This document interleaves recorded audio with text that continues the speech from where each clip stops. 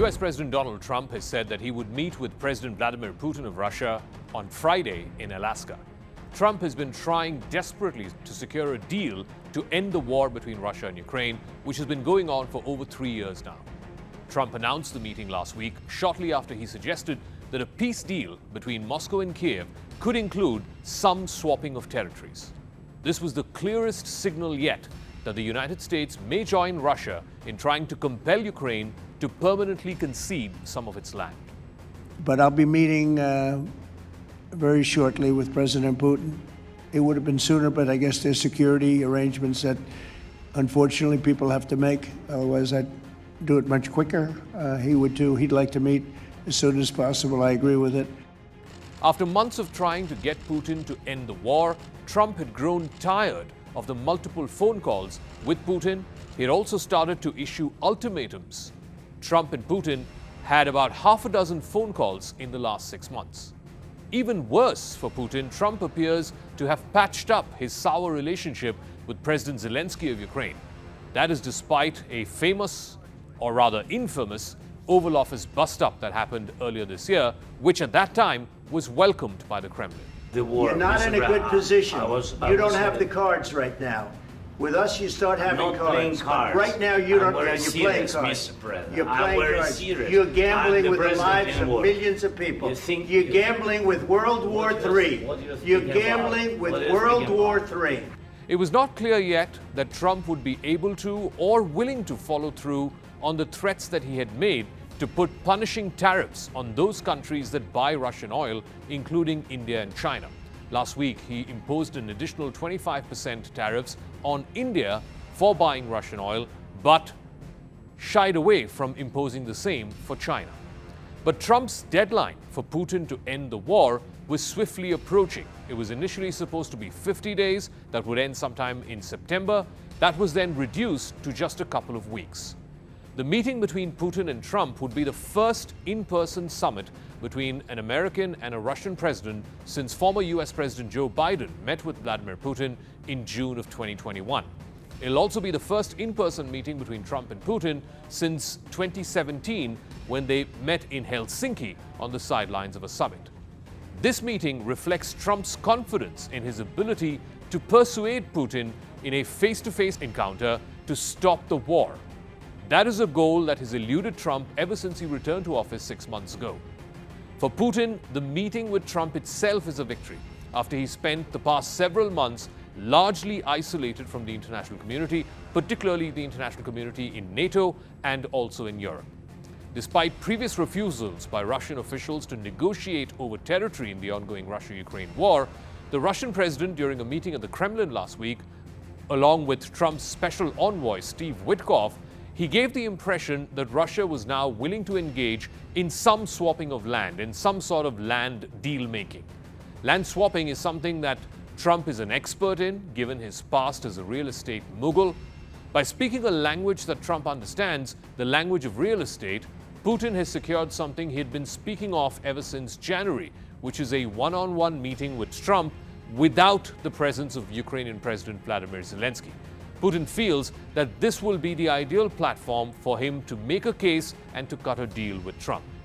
Well, you're looking at territory that's been fought over for 3.5 years with, a lot of Russians have died, a lot of Ukrainians have died. So we're looking at that, but we're actually looking to get some back and some swapping. It's complicated. It's actually nothing easy. It's very complicated, but we're going to get some back. We're going to get some switched. There'll be some swapping of territories to the betterment of both. At the same time, tensions between Washington and Kiev have reappeared. Zelensky said on Saturday that the Ukrainian constitution does not allow Kiev to negotiate away the country's land. Trump told European officials that the meeting with Putin would be followed by a three-way summit with both Putin and Zelensky. But Putin is loath to meeting Zelensky either in a trilateral arrangement with Trump or in a bilateral direct meeting. But the Kremlin quickly said that no such promise of a trilateral meeting shepherded by Trump or the Americans has been made by the Russian side. The White House proceeded anyway to go ahead and announce that first meeting will be between Trump and Putin, and if they agree to a consensus, if some kind of a ceasefire can be announced, then there will be a separate meeting which involves all three leaders. Звісно, ми не дамо Росії нагород за зроблене. Український народ заслуговує на мир. Але всі партнери мають розуміти, що таке достойний мир.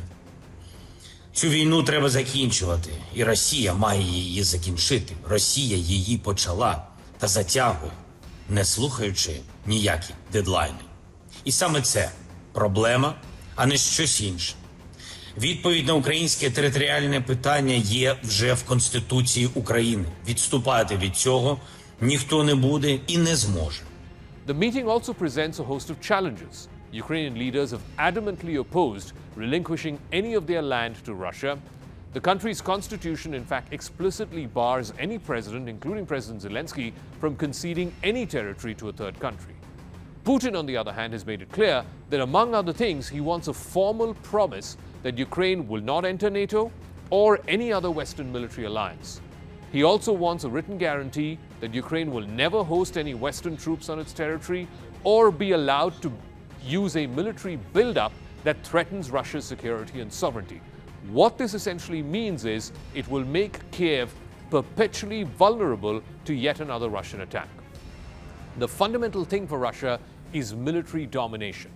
Putin understands that Trump is willing to offer things that few other American leaders would even consider, which could help Russia fracture the divide between Ukraine and the Western alliance. Putin will not stop the war for the sake of the Europeans, even if getting them means agreeing to a sovereign Ukraine which has a strong military and a military that's aligned with the West. The two leaders would come into the summit with different goals. Trump's goal would be to put an end to the war. Putin's would be a strategic repositioning of Russia. Russian officials have demanded that Ukraine concede the 4 regions that Moscow has claimed to have annexed from the eastern part of Ukraine in late 2022. That includes the entire Donbas region in the eastern part of Ukraine, which Russia has taken over since its invasion. In return, it is possible that Russia offers some parts of the south, including parts outside Kherson and Zaporizhia, which hosts the largest nuclear reactor in that part of the world, to the Ukrainians in return for Putin and Moscow taking complete control of the eastern parts, which are known as the Donbas.